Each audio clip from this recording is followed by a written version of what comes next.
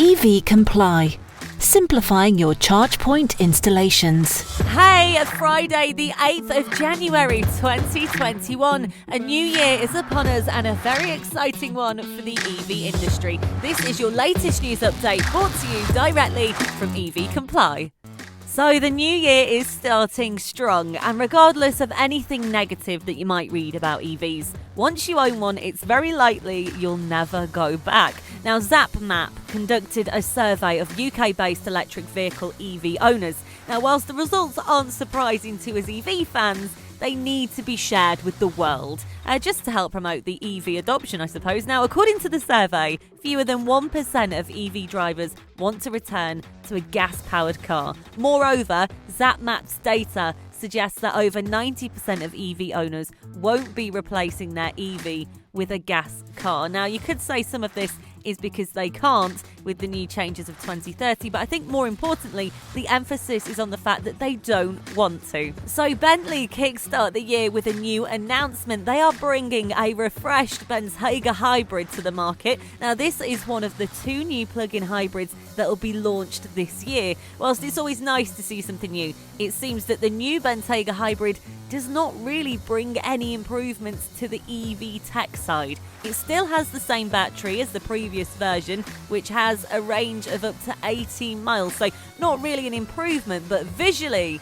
it is beautiful. If you're into cycling, you're going to be into this. It's called the Clip Kit, and it uses a friction drive on the front tyre of a typical pedal bike to provide powered assist to the rider. Now, the entire unit just simply mounts onto the front fork of your bike and then straddles the wheel. A small roller then presses against the tyre and spins the wheel, propelling the bike. I mean, it's not new technology, but it certainly is simple and effective. The entire kit is also removable as well, which we like, so you can easily carry it in a bag or carry the device inside for charging, which is great. Now, sometimes it really is a case of reinventing the wheel, and they've done a pretty good job of it, I think. Now, rightfully so, we expect the EV industry to just snowball now to 2030, and XPeng is quickly expanding electric car sales in China, and they are a great example of this. The company delivered 5,700 EVs in December, which was a new monthly record, which is 326% more than a year ago. Well done, XPeng. So with the industry going from strength to strength, some people often forget that the transition to electric vehicles not only disrupts automakers, but also the entire automotive supply chain.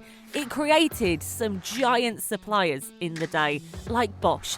Now, in 2017, Bosch bought the solid-state battery startup called CO Inc., which planned to bring new battery technology to market by 2020. Now, last year, the company confirmed that it was considering a $20 billion investment. The move would have brought them to the same level, or maybe even higher, than battery manufacturers like Panasonic and LG.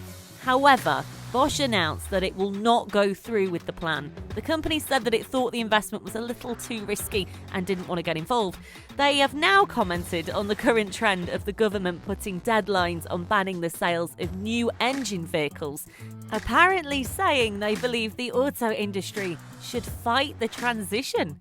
Talk about a U-turn. Now, one company that definitely isn't shying away from the future battery cell supply is, of course, Tesla. Now, they have a new 2021 pricing agreement with partner battery supplier Panasonic. The deal is specific to Panasonic cell production in Japan, and the agreement will run until March the 31st, 2022. We love success stories here at EV Comply. If one's winning, we're all winning as far as we're concerned. Now, Workhorse Group, a company focusing on commercial sales of last-mile electric delivery vans, has received an order for 6,320 all-electric vans. The order comes from Pride Group Enterprises, a company that focuses on equipment sales, rentals and leasing for the logistics industry. Now, while 6,320 doesn't seem like an astonishing number, it's much larger than Workhorse planned for in production this year, which was around 1,800 units. So they're very happy with the order, and we're very happy that the EV industry seems to be going from strength to strength.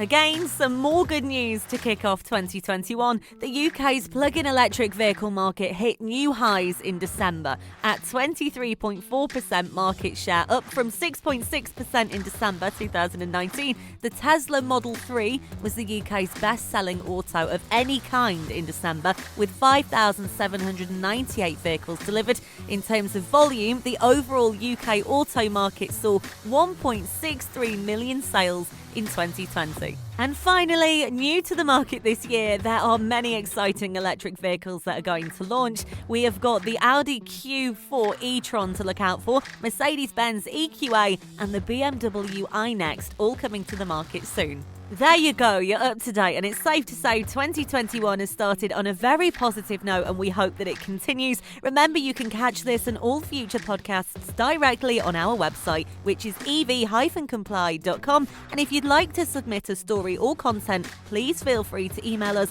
podcast@ev-comply.com. From everybody here, have a great weekend.